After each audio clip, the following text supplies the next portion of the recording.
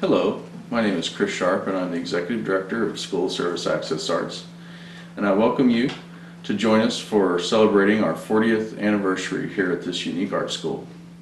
Access Arts is the major program of a school that was started by an architect many years ago from observation that his son, who had cerebral palsy, had a lot to offer ordinary people. The school was called School of Service, or SOS, and after the architect's death, his daughter wanted to continue her father's dream and ask for help with it.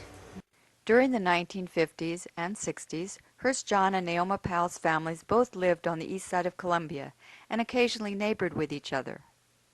Naoma received her bachelor's and master's degree in art from the University of Missouri, studied ceramics at Cranbrook Art Academy, taught 7 years at the Toledo Art Museum, studied for a year in Denmark, then spent 20 years in the impoverished Appalachian Mountain area of rural southeastern Kentucky.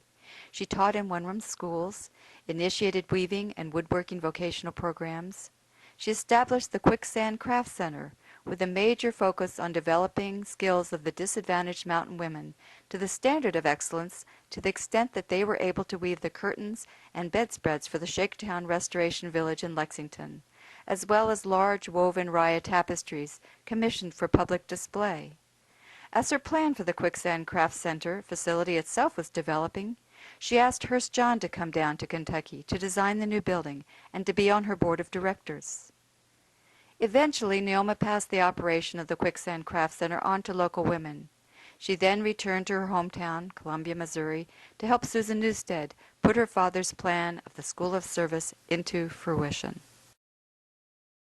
At first, it was simply Hurst John's dream of School of Service.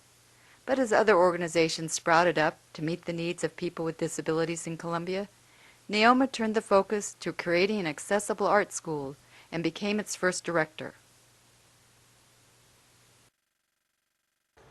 The arts, actually, to me and to many people in the arts, are one of the very basic forms of human education.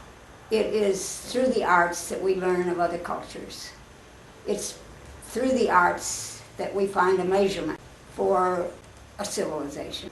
And it seems to me that the more technological our world becomes, the greater is the need for a human expression.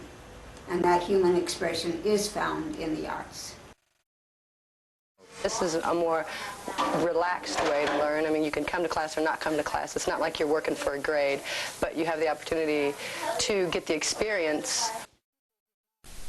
As the 1724 McAllister Street studio became cramped, it was clear more studio room was needed.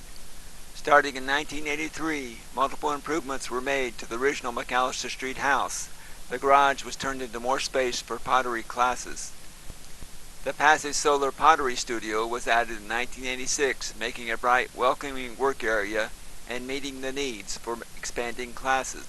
1987 saw the addition of the Weaving Studio built on top of the garage. When the weaving program later moved to the Moss Street location, this previous addition now provided a new venue for community gatherings, workshops, art gallery, and meetings. As the popularity of Access Arts rapidly grew into the McAllister Street house, it became necessary to consider expansion again. This prompted the purchase and demolition of the old house across the street at 800 Moss Street in 1991 to allow for the building of additional classrooms. The groundbreaking took place with the board president Susan Newstead and Larry John in attendance watching Naoma Powell swinging the mattocks. Contractor Don Isgrig then cleared the ground and started construction as a one-man crew on the Moss Street building.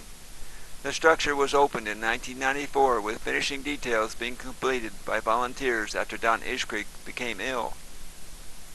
Conrad Stowski organized and guided the large deck to completion on the building. The facility provides the main studios for weaving and pottery programs, along with much-needed parking. It also has added the feature of space for outdoor workshops and festivals. I became involved in Access Arts and the School of Service first as a volunteer. My wife, Norlene, is a pottery instructor here, and I started by assisting her with her classes and realized what a wonderful program this is and what an impact this program makes on people of the community that may have disabilities or disadvantage in some way, and how this program really boosts their self-confidence and allows them to express themselves creatively. We offer classes and workshops in pottery, weaving, drawing, jewelry, as well as many other subjects as talented artists present themselves to the program to bring to the community. I think one of the most unique strengths of the school is the fact that we not only serve the children and youth of the community, but also adults of every age range, background, and ability level. We provide classes here on our campus, as well as we go out into the community to host events, workshops, and classes that increases the accessibility of the arts to people who may not be able to actually come to our campus for classes. We can go to them. We serve a lot of other organizations. We have a 26-year collaborative project that is still ongoing with Fun City Youth Academy, and one of our other longest active collaborations is with Benton Elementary, which has been ongoing for 17 years.